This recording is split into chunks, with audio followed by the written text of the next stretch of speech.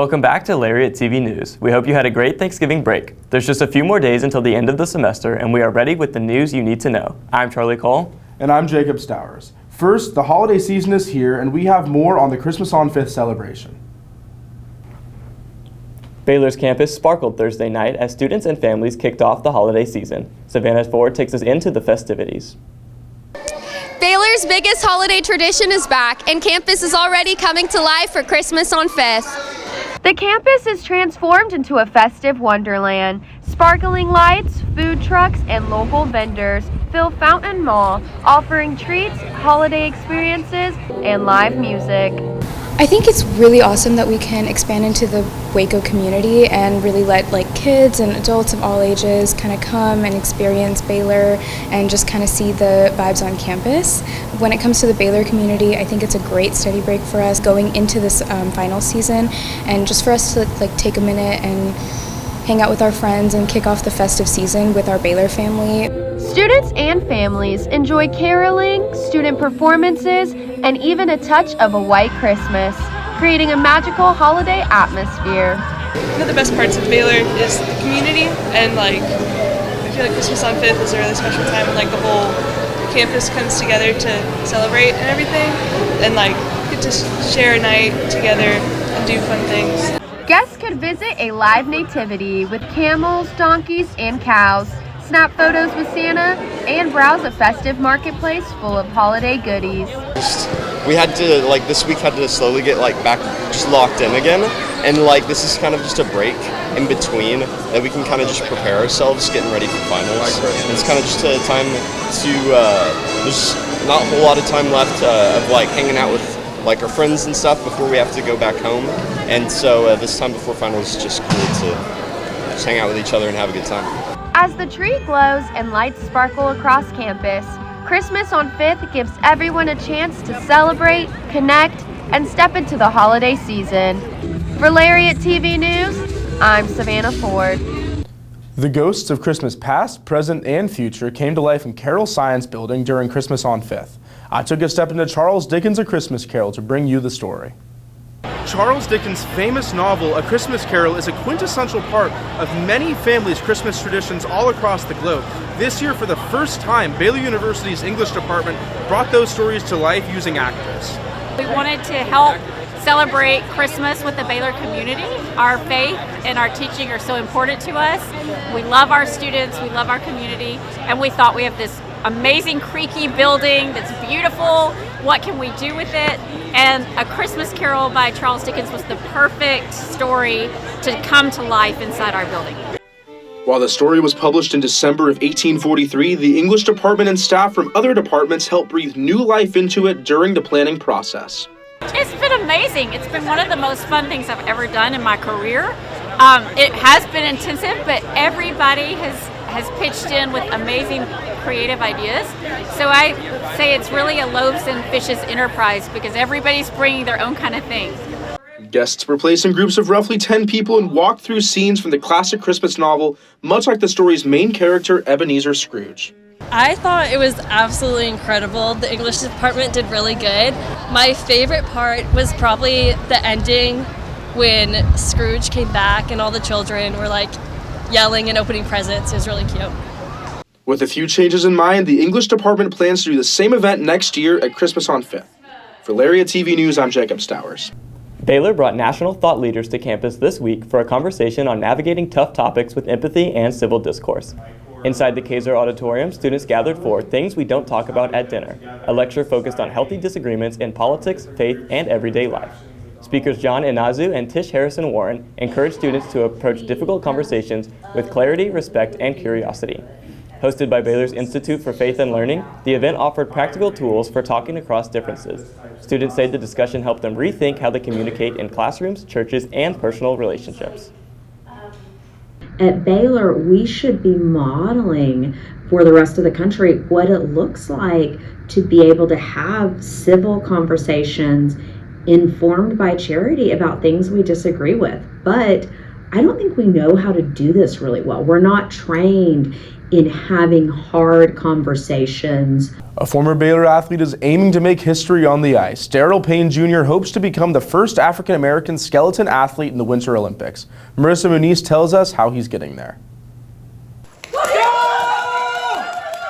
It's not every day you see someone sliding headfirst down an icy track, but for Darryl Payne Jr., it's become a routine. Once I saw some of our previous Olympians going down the track and how blazing and blisteringly fast they were going, I was like, oh, this looks like a lot of fun. Payne is a former Baylor track athlete who is now working toward competing in skeleton in the 2026 Winter Olympics. After not making the 2016 Summer Olympic team, Payne was getting ready for the next chapter of his life, but never expected skeleton to be it.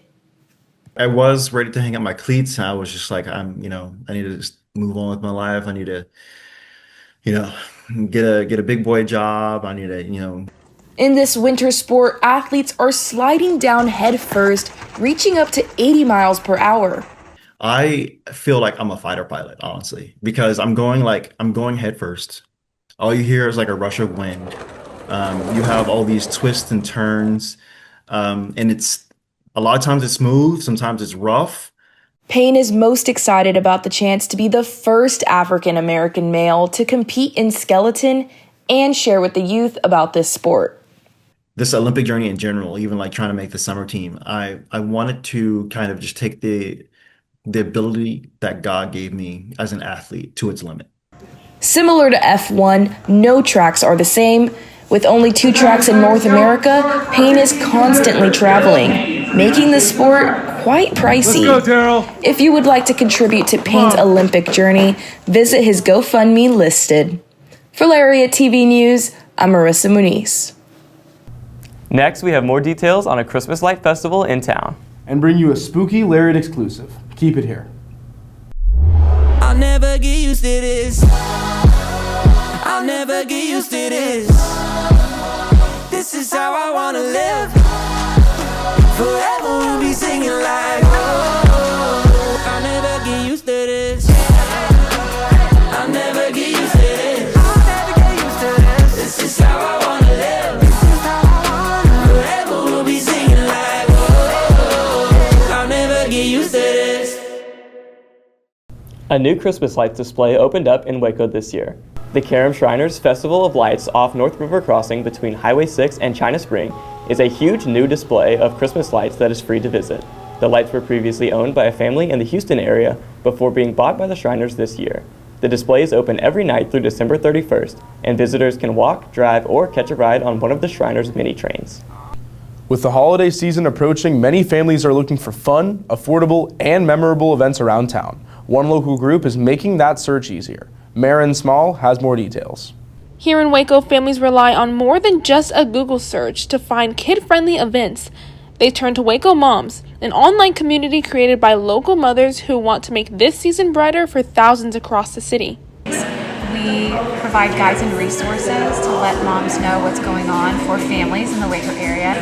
When a mom's trying to make a decision, we are the go-to source and the top parent resource here in the greater Waco area. What started as a simple resource has evolved into a trusted guide for parents throughout the years, especially during the holiday season when activities, discounts, and family events emerge almost daily. We focus on the activities that families want to know about. People want to know for the season, what are the activities, what are family-friendly places where I can take my kids and we can have fun as a family. Those are our most popular guides and resources. Beyond holiday activities, Waco Moms focus on connecting families with resources that make life easier. Their goal is to build a supportive community, one where parents feel informed, included, and empowered to create meaningful experiences with their kids. The thing that makes Waco Moms unique is that we have a tangible community of women that get together on a monthly basis, and that means everything.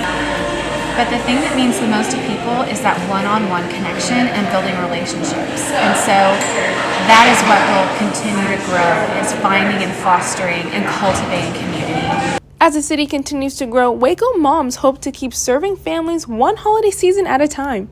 For Lariat TV News, I'm Maren Small.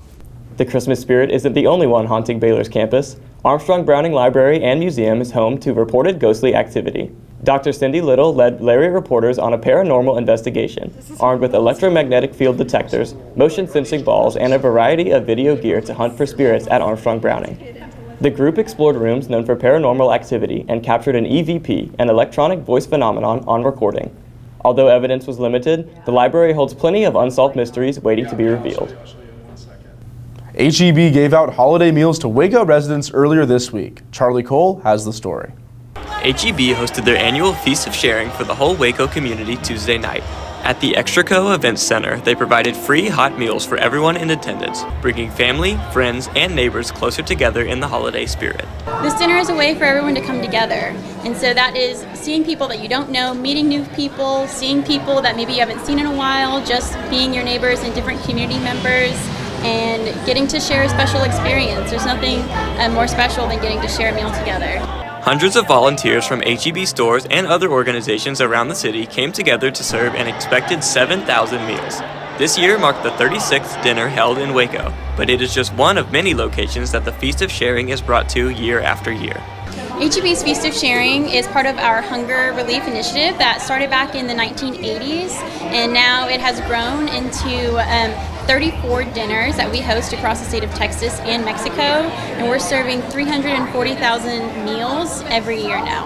Along with the holiday meals, the event offered musical entertainment from various performers, photo ops with Santa, and free flu shots and health exams offered by licensed medical professionals. Lots of planning from HEB goes into setting up this event, as it is something that the communities greatly anticipate each year. We have our own hunger relief team that works year-round on all of our hunger relief initiatives, and that includes our HB Feast of Sharing dinners. And we also are planning all year long, as this is quite a big event, and the team travels throughout all of the dinners across the state in Mexico to be able to feed our community members.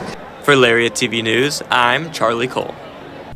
The holiday season at Baylor is getting a little brighter this year as the Vienna Light Orchestra brings its 2025 Christmas tour to Waco Hall.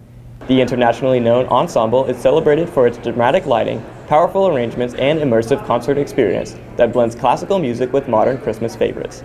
The tour has drawn large audiences across the country, and its stop at Baylor brought out students, families, and members of the Waco community. The Vienna Light Orchestra performed for one night only on Wednesday, offering a festive kickoff to the season as December approaches. Coming up in sports, we recap volleyball's first round of the NCAA tournament. And preview basketball's upcoming bouts. Stay with us.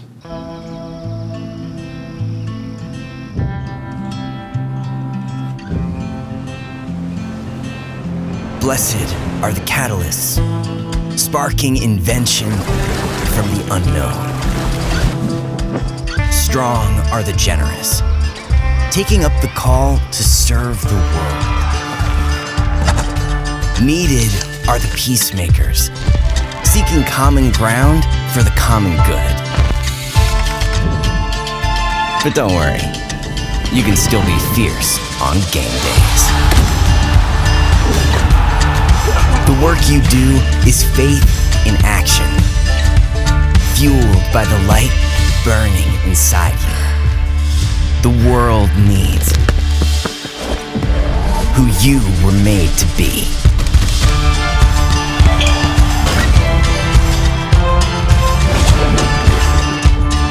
Dare to be you, indeed.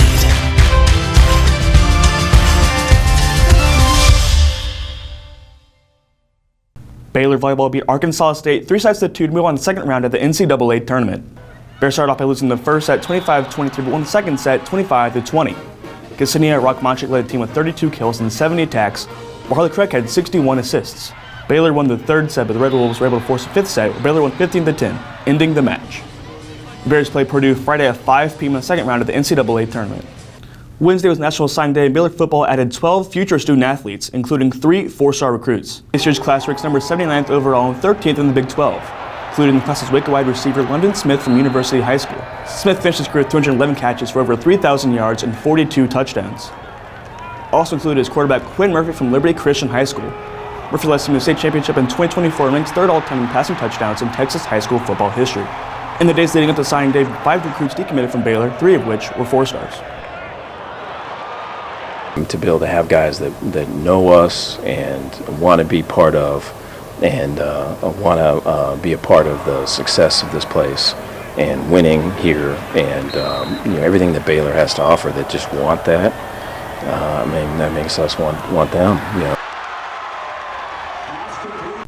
Men's basketball is gearing up to take on Memphis Saturday on its first true road game of the season. Fresh off the win over Sacramento State, the Bears 110 points were the most they've scored since 2022. The 4 players put up double-digit points, including 27 from Tunde Yusufu and 25 from Cameron Carr. Memphis is currently 3-4 after beating New Orleans.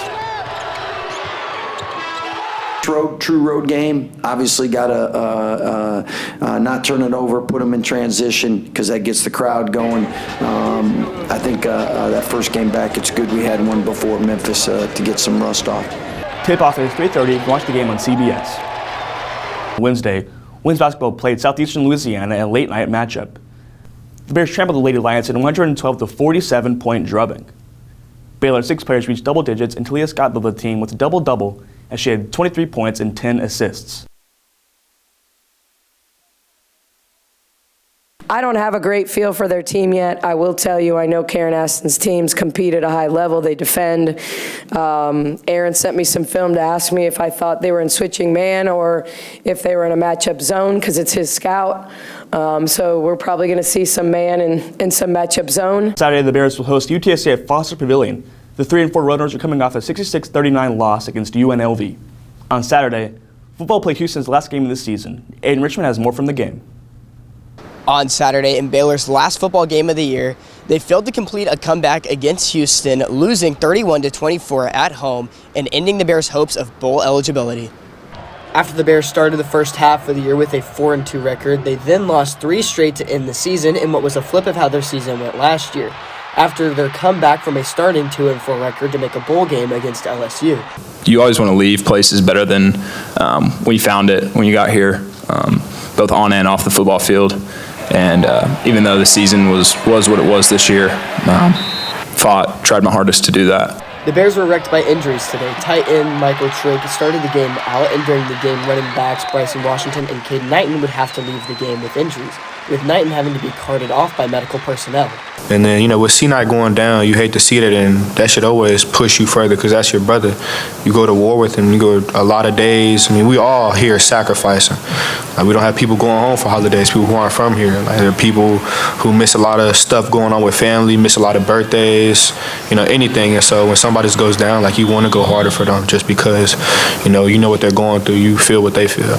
With head coach Dave Aranda set to come back next season, he says that there is no time to waste in fixing the gaps and replenishing his roster for next season. This is just a horrible feeling. I'm just tired of this feeling. I'm just tired of it. And so there's a lot of work that needs to get done. And I think it starts with building the team inside out. And we're going to get right to it. For Lariat TV News, I'm Aiden Richmond. That wraps it up for sports this week. Stay up to date on all things Baylor Athletics by following the Lariat socials. Back to you guys. Thanks, Braden. That closes out our newscast this week. Make sure you're keeping up to date by following all Baylor Lariat socials. We hope to see you Tuesday for our favorite stories of the semester. Until then, have a safe week, and as always, sick and bear.